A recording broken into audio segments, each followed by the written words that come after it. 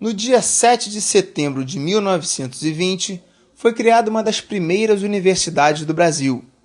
Batizada de Universidade do Rio de Janeiro, a instituição reuniu as escolas de Direito, Engenharia e Medicina, fundadas a partir de 1808, com a chegada da corte portuguesa. Os cursos superiores eram proibidos por decreto real, e apenas os filhos da elite colonial tinham acesso às universidades europeias, predominando assim um caráter elitista e meramente profissionalizante da formação superior. A criação de universidades, inclusive a nossa, em 1920, não visou resolver este problema. Na verdade, nós continuamos com uma universidade fragmentada, destinada à formação profissional e, o que é pior, uma universidade para a elite. E essas características moldaram a formação do sistema de educação superior brasileiro, moldaram a formação da nossa universidade, que é paradigmática e, de certa forma, se mantém até hoje. Os historiadores dizem, com muita razão, que realmente não houve uma fundação de uma faculdade, uma universidade com espírito universal, universitário mesmo. Por isso que temos essa desagregação, essa fragmentação que até hoje se faz sentir na nossa universidade. Exatamente, mais ou menos espelhando e acompanhando o motivo da sua organização, que eram coisas individuais que se somaram. Em 1937, a então Universidade do Rio de Janeiro recebe o nome de Universidade do Brasil. A mudança teve como principal motivação a criação de um modelo nacional de ensino superior, que deveria ser seguido pelas demais instituições universitárias. Em tese, todos os cursos de graduação existentes no país seriam lecionados na nova universidade. Primeiro, que não foi possível, isso ficou só na lei. E segundo, que trouxe problemas na própria estruturação da universidade.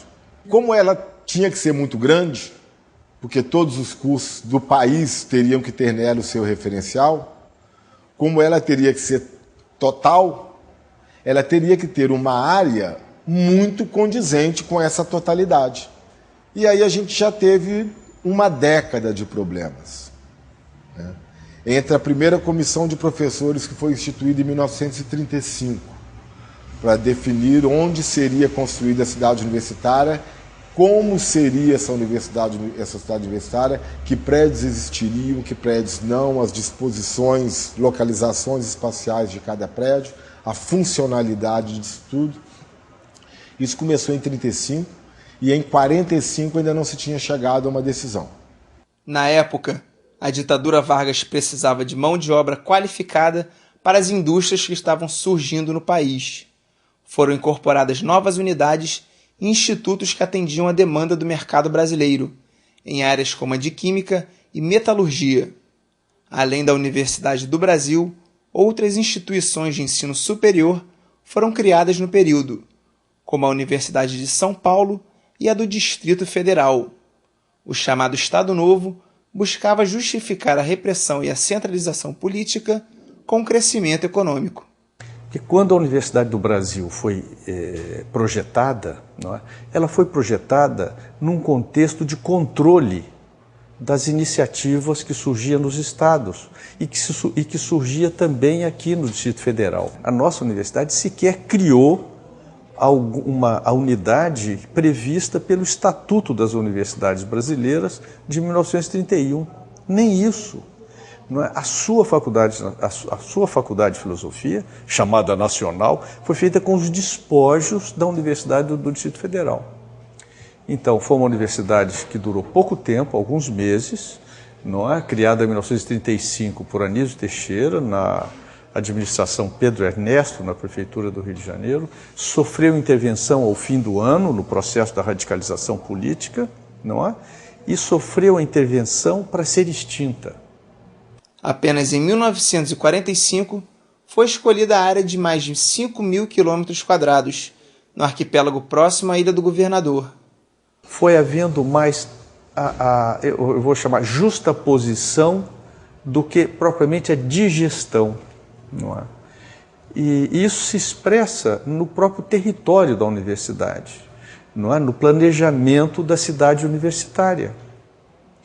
Não é? Eu posso dizer que é uma universidade que tem muita boa arquitetura e péssimo urbanismo. Em 1965, sob o regime de uma nova ditadura, a universidade foi novamente rebatizada. O governo militar determinou que todas as instituições de ensino superior, sob seu controle, levassem a chancela do poder federal. Estava criada a Universidade Federal do Rio de Janeiro. Na prática, foi criada a estrutura que é mantida até os dias de hoje. Ao completar 88 anos, a UFRJ vive uma nova fase. A universidade discute as diretrizes do Plano Diretor 2020. Entre as metas traçadas está a concentração das unidades na ilha da cidade universitária, além da ampliação da rede de transportes até o local. As medidas visam integrar os mais de 3.500 professores, 8.000 servidores e 60.000 alunos. Podemos imaginar que em 2020, primeiro, tenhamos alguma coisa como 50 ou 60 mil estudantes de graduação, tenhamos alguma coisa como 15 ou 20 mil estudantes de pós-graduação, tenhamos, sobretudo, cursos muito mais integrados, quer dizer, capazes de proporcionar uma formação interdisciplinar muito maior. E, principalmente, eu diria assim, que eu espero, né, quer dizer, se tudo correr de acordo com os projetos que nós estamos concluindo, que nós tenhamos em 2020 uma universidade cidadã, uma universidade da qual a sociedade brasileira e o povo brasileiro tenham se apropriado como um instrumento da sua transformação.